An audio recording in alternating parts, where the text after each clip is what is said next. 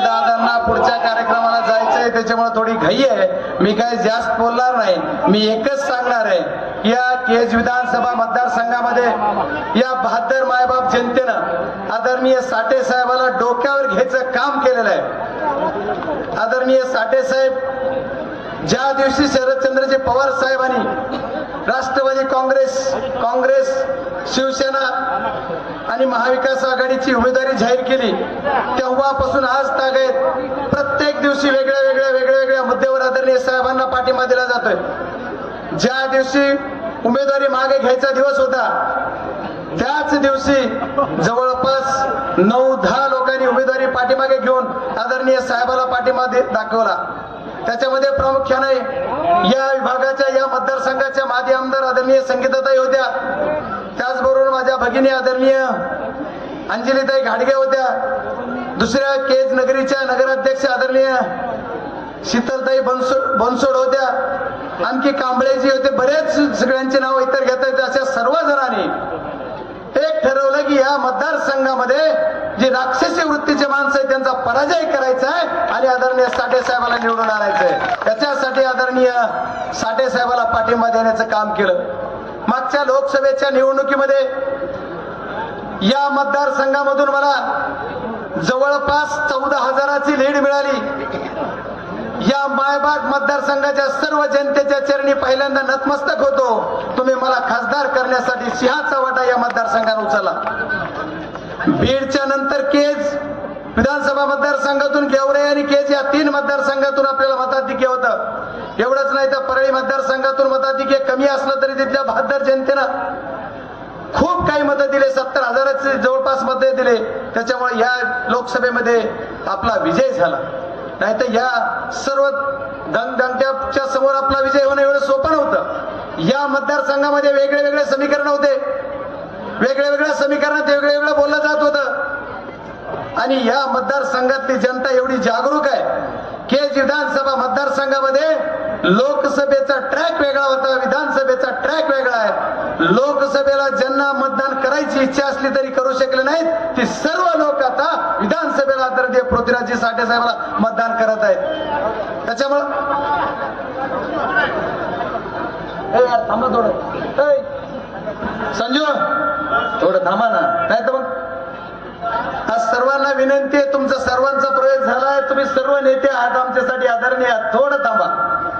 आज सर्वांना माझी विनंती आहे की या केज विधानसभा मतदारसंघामध्ये एवढी धनधाकटी शक्ती आपल्या समोर आहे. ज्या पद्धतीने लोकसभेला आपल्यावर यांनी अटॅक करायचं काम केलं, त्याच पद्धतीने या केज मतदारसंघातली जनता आता त्या उमेदवारावर अटॅक करते. सन्माननीय उमेदवार, एक उमेदवार आहे, एक त्यांचा प्रतिनिधी आहे आणि एक त्यांचा पाठीराखा आहे.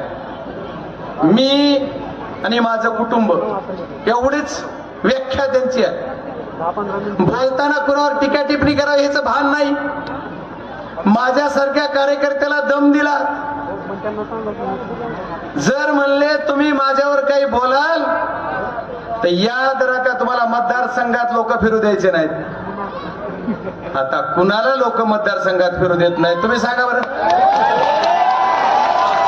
म्हणले मला पिल्ल्या, मग काय म्हणू? काय म्हणू? अरे या सर्व गोष्टीची तारतम्य बाळा. मला एकदा होऊन जाऊ द्या तर होऊन जाऊ द्या, काही अडचण नाहीये.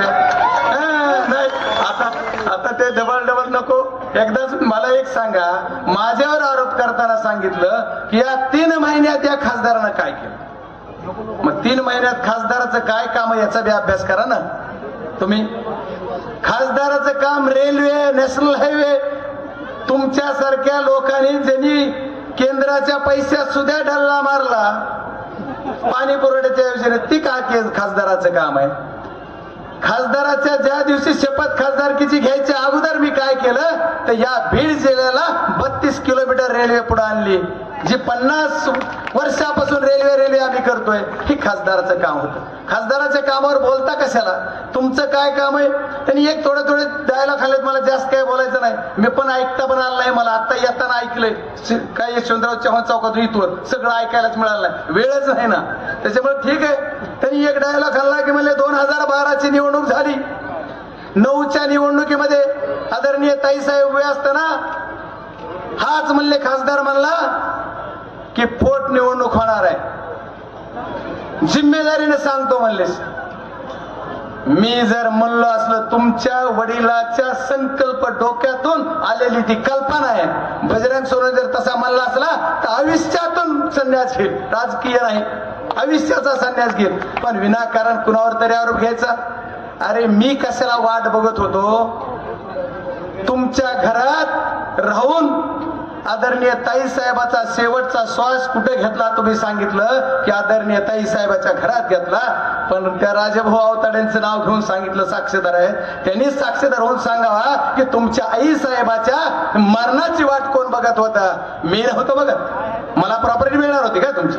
मी कशामुळे वाट बघून? बहिणी, सख्या बहिणीपेक्षा जास्त प्रेम कुणी केलं असतं? बजरंग सोनवणेने केलं. आणि त्यांच्यावर मला इमोशनल करताय, लोकांना या मतदारसंघाला इमोशनल ब्लॅकमेल करायचं काम करताय. पण ही लोक वळकून आहेत. तुमचं ढोंग, तुमचं नाटक गावात गेलो की आता टाहो पण रडायले.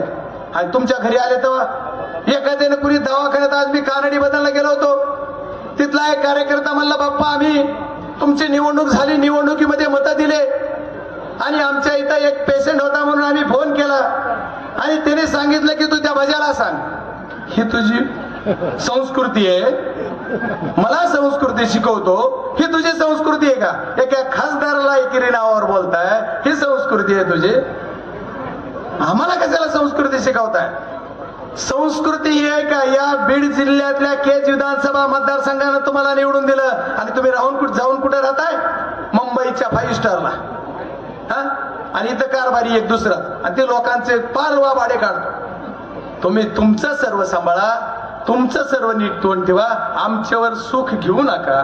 आणि या लोकांनी आता सगळं ओळखलंय, त्याच्यामुळे या केज विधानसभा मतदारसंघाची जनता तुम्हाला माफच करणार नाही. कारण तुम्ही जेवढे केले तेवढेच पाप तुम्हाला फेडावं लागणार आहे. आणि किती साधा भोळा उमेदवार आहे आपला. काही आहे का? गर्व आहे, काही अहमपण आहे? कोणी बी आवाज द्या, गाडी ब्रेक कर, लगेच तुमचं काच बी खाली होत नाही म्हणतात लोक. आणि म्हणले आम्ही लोक आम्हाला मैत्रीला बोलवतात, लग्नाला बोलवतात म्हणून आम्ही जाऊ, तर तुम्हाला कुणी बोलवतच नाही. मला कोण बोलवतंय का नाही बोलवतंय ह्याचा हिशोब तुमच्या जवळ आहे का? माझ्याकडे पीए म्हणून आहेत तुम्ही का? माझ्याकडे काय तुम्ही माझे मालक आहेत का काय? माझ्या वक्ते मला कोण बोलवतंय ह्याचा हिशोब माझ्या इकडे ठेवायला माणसं आहेत. मला सर्व जनता बोलणार आहे. त्याच्यामुळं तुम्ही जे बोलताय ते जरा थोडं हिशोबानं बोला. निवडणूक 2 दिवसात संपणार आहे, त्याच्यानंतर मी इथंच आहे आणि 5 वर्षाचा खासदार आहे मी, 2 दिवसाचं नाही. तुमची आमदारकी फक्त 3 दिवसाची राहिली, आचारसंहिता लागली त्या दिवशी संपली. तुम्ही परत या मतदारसंघात येणार आहात, किती पैशाचा पाऊस पडा. मग आमच्या माता भगिनींना सर्वांना विनंती, काय यायचं देऊ द्या, जेवढं येईल तेवढं घ्या, आपलंच आहे, काय चिंता करू नका. म्हणले आम्ही विकास कामं करतो. काय विकास कामं करता? परत माझ्यावर आणखी एक टीका केली, दादा थोडी माफ करा. तर तुम्ही मला एकच विषयी एक टीका केली की बजरंग सोनवणेच्या जवळच्याच कोणीतरी माणसाचं एक फर्म आहे म्हणले, आणि त्याच्या जिल्हा परिषद गटात जाऊन बघा की एक तरी काम कंप्लीट झालंय कधी. काय करशील? जर झालेलं दिसलं तर या निवडणुकीत घरी जाशील का? आता असेच लोक उचलून घेऊन जाऊ. ती बजरंग सोनवणे गुत्तेदार आहे का? पुन्हा काय काय धंदे करतात म्हणले. लाज वाटू द्या तुम्हाला. ज्या वेळेस 2009च्या निवडणुकीच्या अगोदर बजरंग सोनवणे चंदनाचा गुन्हा दाखल करा म्हणणारे तुमचेच अवलाद आहे, तुम्हीच करत होतात नाटक. मी चंदन चोर आहे आणि मग सगळ्या गावगावचे चंदन चोर करणारे लोकांना सोडायला लावायचं रेकॉर्ड माझ्याकडे आहे. वाघमारे नावचे एक PI होते, त्याची रेकॉर्डिंग मी करून ठेवलेले 2008 ला. त्यानं सांगितलं, बाप्पा लोखंडी सावरगावच्या चौकामध्ये पहाटे 2 वाजल्यापासून 4:30 वाजेपर्यंत आम्हाला शिव्या देत होते. आबा त्यावेळेस महाराष्ट्र राज्याच्या मंत्रिमंडळात होते. त्यांनी सांगितलं, मी त्यांची रेकॉर्डिंग करून ठेवली. ते म्हणलं, साहेब मी सॉरी, मी ती रेकॉर्डिंग करून ठेवली, मला प्रत्यक्ष येऊन बोलून सांगितलं, पण त्याचा पुरावा माझ्याकडे आहे. तुम्ही माझ्यावर गुन्हा दाखल करा म्हणून तुम्ही जात होता आणि तुम्ही लोक सोडताय आणि माझ्यावर करता. एक बी बीड जिल्ह्यातला नाव कुठली SIT नेमा काय नेमा, माझं नाव जर कुठं त्याच्यात निघाला तर तुम्हाला सांगतो, राजकारण तर सोडून द्या, सगळं सोडून देऊन जाईल, सगळं तुमच्याच नावावर करून देतो. तुम्हाला कमी असेल तर कशाला आरोप करता? तुम्हाला काहीतरी वाटू द्या थोडं. आणि एवढं बोलताय वाका किती, उंची किती, नाही पुढचं नाही बोलत एवढ्याच. आता या पिल्ल्याला करू काय करायचं या सर्व गोष्टी मला एक सांगा. आणि म्हणले आमच्या आईने शाळा दिली. रेकॉर्ड काढून बघा, तुमच्या जवळ एक रिटायर झालेला PE आता ठेवलेला आहे, त्याला विचारा कशी आली शाळा ती.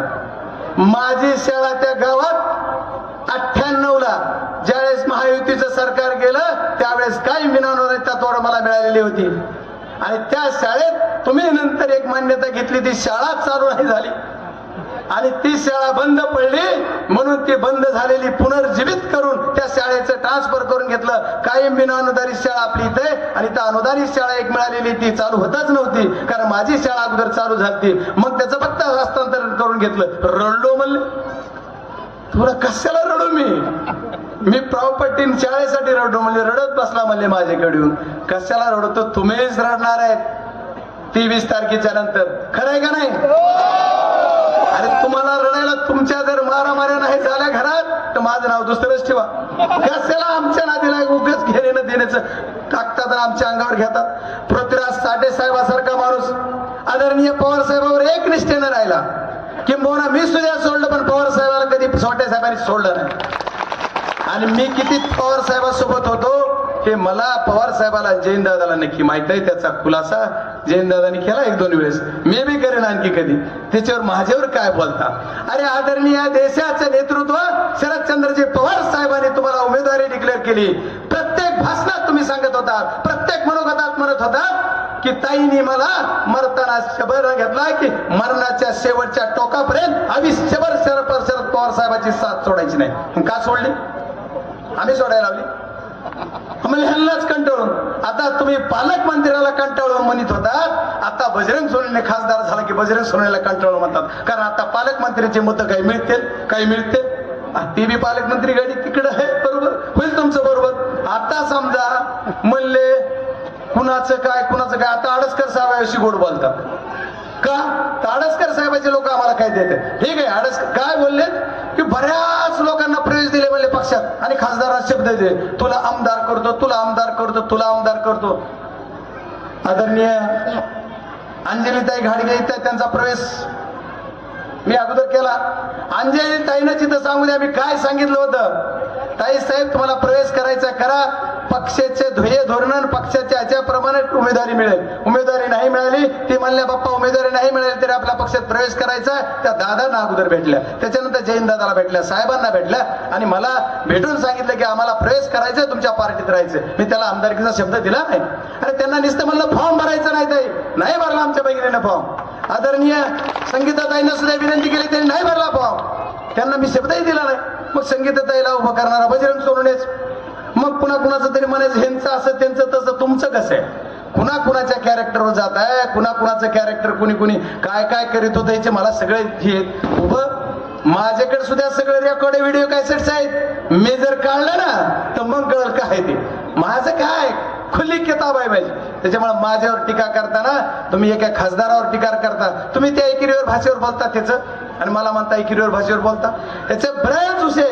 मी अंबाजोगाईच्या सभेला दादा आज येताना दर्शन करून तुम्हाला फक्त 2 मिनिटं विनंती करून मतदारांना जाणार होतो, पण माझ्यावर लयच बोललेलं ऐकलं म्हणून जरा वळविली गाडी इकडे आलो. दादा आज मी जवळपास 34 गावाचा दौरा दिलेला आहे. मला आणखी पुढे जायचंय, तुम्हाला जायचंय, तुमचं होतं आता जाऊ शकत नाही, त्याच्यामुळे जाणारही नाही. पण मी सर्वांना विनंती करणार आहे, बरेच गोष्टी आहेत, आणखी वेळ काळ पुढे विजयी रॅलीत सुद्धा बोलू नाही टाइम मिळाला तर 18 तारखेपर्यंत आणखी सभा होणार आहे, विस्तृत असं बोलल. पण मी तुम्हाला एकच विनंती करणार आहे की साठे साहेबांसारख्या हिरेला आदरणीय शरदचंद्रजी पवार साहेबांनी उमेदवारी दिली. आदरणीय पवार साहेबांचा सन्मान करायचा आहे आणि जशा पद्धतीनं पवार साहेबांनी मला उमेदवारी दिली त्याच पद्धतीनं तुम्ही आदरणीय पवार साहेबांनी निष्ठावंत कार्यकर्ता म्हणून आदरणीय पृथ्वीराजजी साठे साहेब यांना उमेदवारी दिली. या उमेदवारीत पवार साहेबाचा बहुमान तुम्ही केला मला खासदार करून, त्याच पद्धतीनं आदरणीय साहेबाचा बहुमान करायचा आहे आणि पृथ्वीराजजी साठे साहेब यांना निवडून आणायचं एवढी विनंती करतो. खूप खूप धन्यवाद. आपलं चिन्ह आहे तुतारी वाजवणारा माणूस, या चिन्हासमोरचं बटन दाबून आदरणीय पृथ्वीराजजी साठे साहेब यांना विधानसभेत पाठवा एवढीच विनंती करायला मी इथं आलेलो आहे. आणि आदरणीय दादा तुमच्या सर्वांचे आभार की अंबाजोगाईला तुम्ही आलात आणि सभा घेताय. खूप खूप धन्यवाद. धन्यवाद साहेब.